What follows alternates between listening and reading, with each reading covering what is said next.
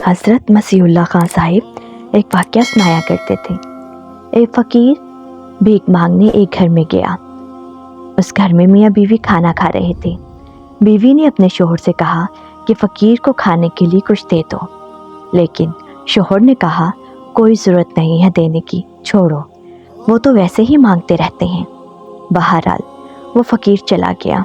इसके बाद उस शोहर के हालात बिगड़ने लगे और वो मालदारी की सीढ़ी से फ़कीरी की तरफ उतरने लगा।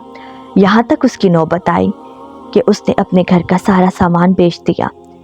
फिर उसने अपनी बीवी से कहा कि अब मैं तुमको अपने पास रखने की और नफ़क़ा की ताकत नहीं रखता, इसलिए तुमको छोड़ देना चाहता हूँ। चुनाचा उसने उस बीवी को छोड़ दिया। इसके बाद उस औरत की शादी किसी और घर में हो गई और वो दोनों आपस में हंसी खुशी ज़िंदगी गुजारने लगे। कुछ दिनों बाद एक मर्तबा ऐसा हुआ कि वो दोनों बैठकर खाना खा रहे थे और एक फ़कीर दरवाजे के पास आया, दस्तखत देने लगा। शोहर ने बीवी से कहा कुछ दे आओ। औरत देने के लिए गई तो फ़कीर को देखकर ज़ारों के तार रोने लगी। उसके शोहर ने पूछा क्या कुछ छेड़छाड़ तो नहीं हुई? वो कुछ नहीं बोली, सिर्फ रोती रही। उसके शोहर ने पूछा क्या हुआ है? उसने बताया दरअसल वो फ़कीर मेरा पहला शोहर था। एक मर्तबा हम दोनों खाना खा रहे थे। एक फ़कीर आया मांगने के लिए।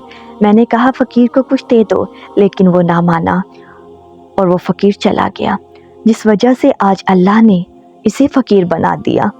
इसके बाद उसके शोहर ने बताया सुनो, उस दिन जो फ़कीर तुम्हारे दरवाजे पर मांगने आया था वो मैं ही था।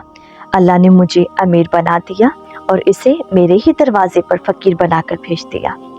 अल्लाहु अकबर। इस वाक़ये में बड़ी इबरत है कि अल्लाह जिसे चाहता है अमीर बना देता है और इसे चाहता है फ़कीर बना देता है। अल्लाह बड़ी कुदरत वाला है, लिहाजा मालदारों को अल्लाह से डरते रहना चाहिए। ज़कात व खैरात से फ़कीरों की मदद करनी चाहिए और फ़कीरों को डांटने और झिड़कने से बचना चाहिए।